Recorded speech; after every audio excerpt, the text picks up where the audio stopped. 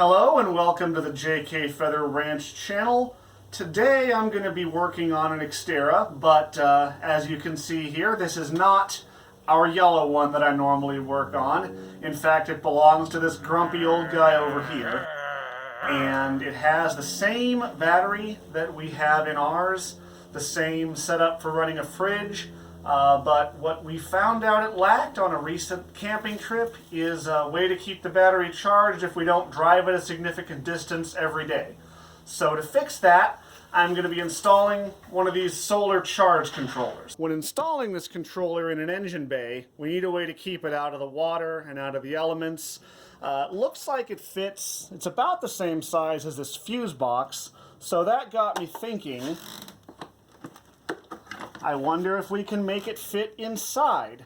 It looks like there's a fair amount of open space down here, and it fits perfectly in the lid for the fuse box. That should not interfere with anything, so that's where we're going to put it. Let's get started. The charge controller has inputs for the panel and the battery that I'll need to attach wires to. I lined up and drilled holes in the plastic in order to pass them into the fuse box.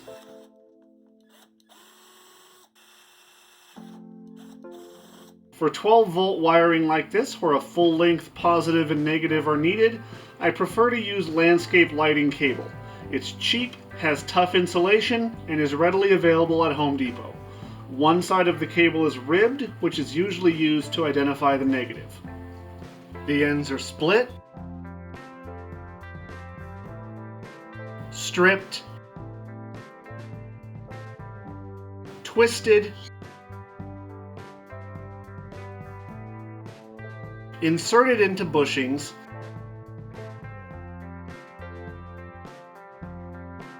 and pushed through the holes. With both cables in the proper orientation, the ends are lined up with the controller and inserted into the terminals. The screws are tightened down to hold them in place. Holes are drilled in the fuse box lid, and the controller is attached with screws.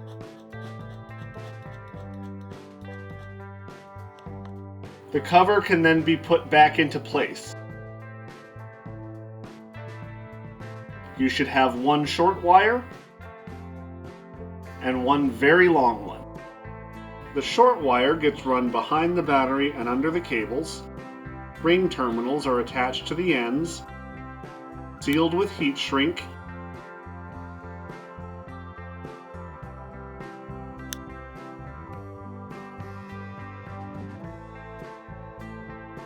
and connected to the battery terminals.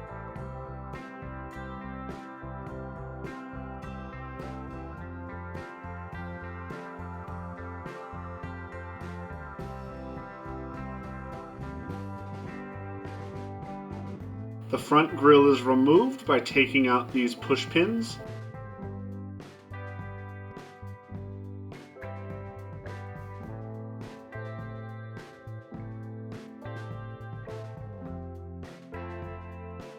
And undoing these clips.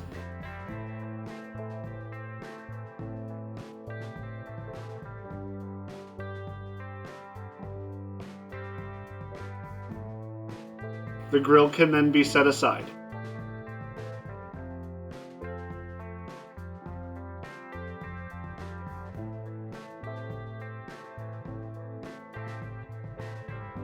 The front end has been mangled a bit from an unfortunate run-in with a dog, but this hole conveniently already exists for running our long wire through.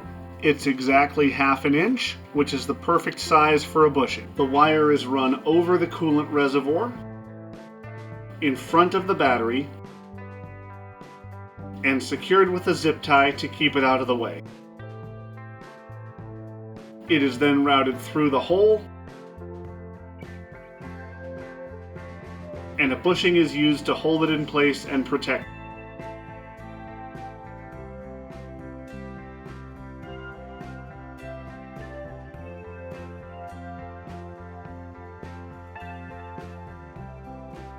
It is then routed down along the bumper support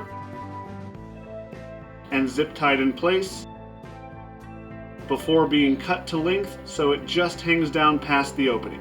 The ends are split, stripped, and it's time to attach the connectors. On our panels, the positive end is male and the negative is female, so we'll wire up the vehicle the opposite. I believe this is standard, but you may want to check your panels just to be sure. Starting with the negative, the one with the ridge, unscrew the end of a male connector, slide it over the wire,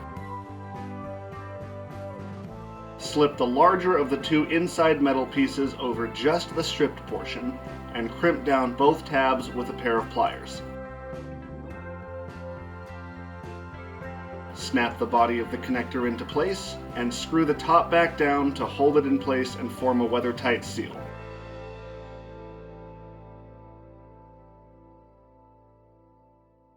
Repeat the process for the positive wire using a female connector.